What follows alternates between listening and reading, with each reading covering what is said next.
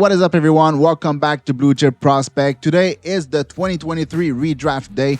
We did the 2024 2 weeks ago, so if you didn't see that, go check that out. Also, please take the time to like and subscribe to the channel if you enjoy the content that I make. It helps me grow the channel and it gives you, well, absolutely nothing in return. But I promise to make more content that you might like. Is that a deal?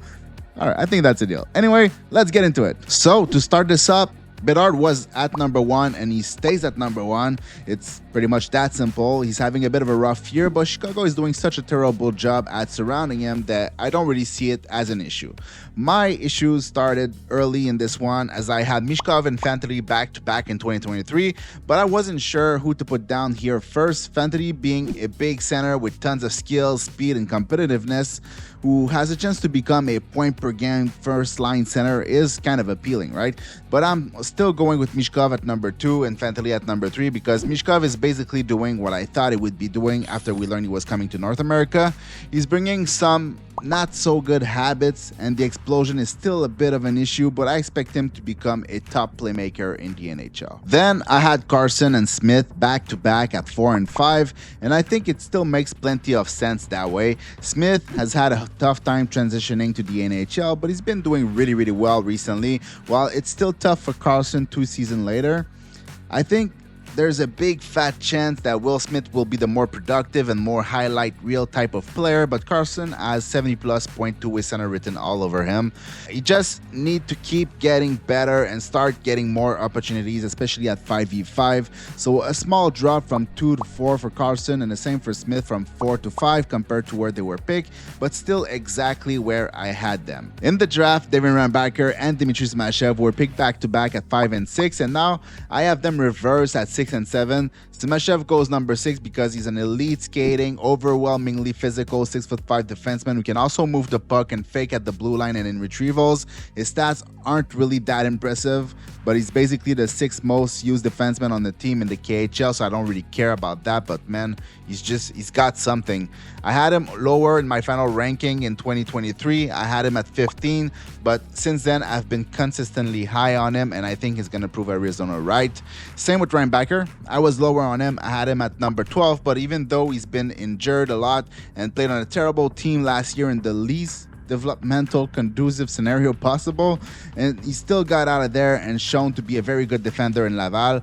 Now after another injury, he came back and he's even better and even more confident with the puck. I like him quite a lot now, so 7 seems about right. Next at number 8, we have Ryan Leonard, who stays in the exact same spot as where he was taken, and he falls 1 spot from where I had him at number 7.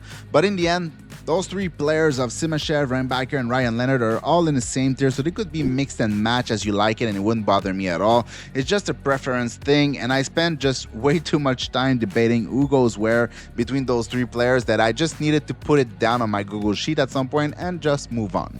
The next 2 are 2 players that I could say are a bit in a tier of their own. They both have immense potential, especially offensively, but they both have stuff to work on to actually become effective top 6 or top 4 players. So Axel Sandin goes at number 9, moving up significantly from where I had him at number 23 and where he was picked at 17. And then after that, we have Gabe Perreault at number 10, which is exactly where I had him, but significantly higher than where he was taken at 23. Next, I have Quentin Musty at 11 and Dalibor Dvorsky at number 12.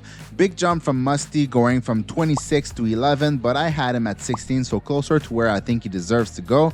But the same question kind of remains with Musty. Same inconsistencies, same skating, same involvement question marks. Not much has changed in my opinion, but the tools are just through the roof, so he deserves to be picked high. Dvorsky, on the other hand, I had him at 11, was picked at number 10, and he finishes on this list at number 12. So extremely consistent ranking. He's having a very good first pro season in the AHL, and while he doesn't have the same question marks as Musty, he also doesn't have the same level of tools, so they kind of cancel out each other, and they deserve to be in the same tier. At 13 and 14, we have Callum Ritchie and Daniel Booth, and it's a bit hard to compare all of these guys because some of them are still in junior while one is playing in the AHL and the other one is playing in the KHL, playing like 11 minutes a night. So for that reason, Those last 4 players are all interchangeable. Richie at 13 is a big jump from both where I had him at 26 and where he was taken at 27, but he had 2 very strong years back to back plus some NHL games, so he deserves it. Booth is also a big jump from where I had him at number 28, but not so far from where he was taking at number 12. He doesn't play a lot with an average of 11 minutes, including 13 forward games where he had to adapt to whoever he was placed with. It's not an easy situation, but he did the most of the opportunity that was given to him. After that, we got the first goalie with my boy Jacob Fowler at number 15. He's been incredibly consistent throughout the last 2 seasons. Yes, some nights are a little more off here and there, but the consistency at which he displayed a high level of just stopping everything is more than enough to get a mid-first round pick selection. I had him at 35th in my final ranking, and he only made it there because of his USHL playoff where he just gave no chance to anyone. And he's immediately followed by another goalie with Trey Augustine.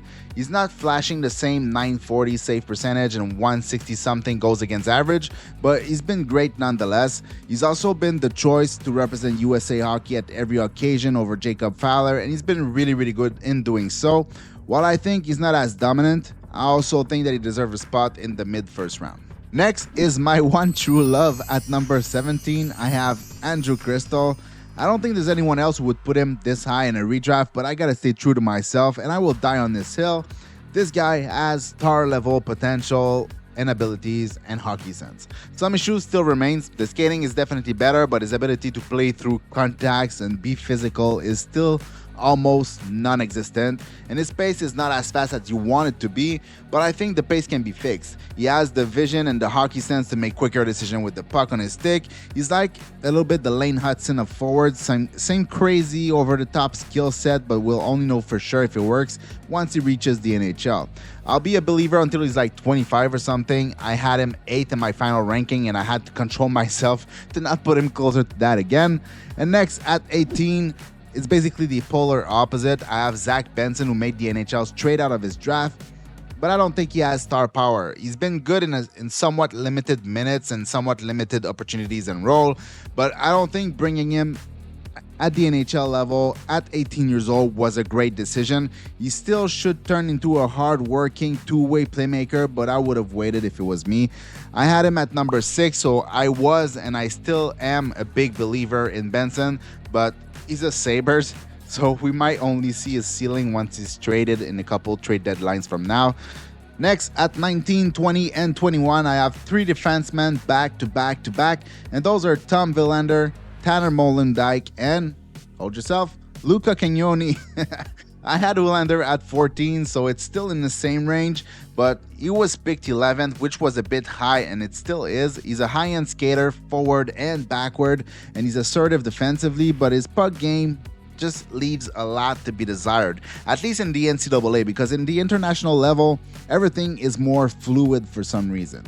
Then there's Molendyk, and he's probably as good, if not even better skater, and I think he has more puck game, even if it's not necessarily NHL quality offense, but 20 seems to be a nice range for this type of player, and considering he was picked 24th, we stay in about the same range. And then there's Luca Cagnoni at 21, completely different player, also a very good skater, but I think he has more pop offensively compared to both previous players. He's competitive, he's super duper smart, and defense is better than everyone expected, but it's still a work in progress, obviously. I'm not sure if he's a top 40, but he could play third line and run a first or a second power play. It might be a bit high, but I was impressed by him. Obviously, that's a significant jump from someone that was picked in the 4th round, but he deserves it, in my opinion. And at 22 and 23, I got Carson Rehkopf and Nate Danielson, 2 players with 2 very different skill set.